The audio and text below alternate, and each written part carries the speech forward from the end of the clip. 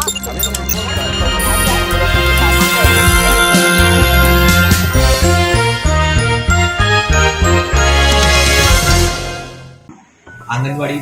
Centre ઉપર તેમજ મોટા દિવસ દરમિયાન જે પણ બાળકો છે 5 વર્ષથી નીચેના બાળકો છે તે લોકોને વેક્સિનેશનની કામગીરી રેગ્યુલર ધોરણે હાથ ધરવામાં હાલમાં છેલ્લા માસમાં મિઝલ્સના 160 કેસીસ ચાલુ માસ દરમિયાન રિપોર્ટ થયેલા છે.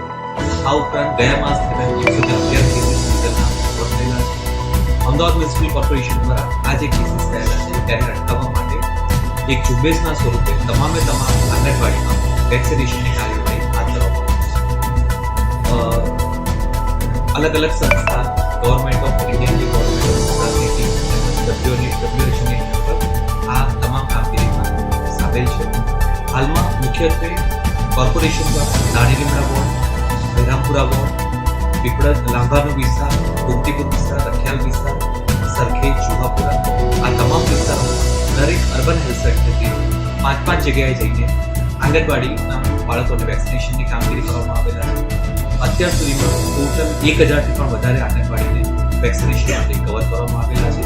અને 10,000થી પણ વધારે બાળકોને વેક્સિનેટ કરવામાં આવેલા છે. કોમન ડિસીઝ બાબતે એટલે કે પછીના કેસીસ બાબતે ચાલુ માસ દરમિયાન સાદા મલેરિયાના 63 કેસીસ, ઝેરી મલેરિયાના 23 કેસીસ, ડેન્ગ્યુના 361 કેસીસ અને ચિકનગુનિયાના 28 કેસીસ રિપોર્ટ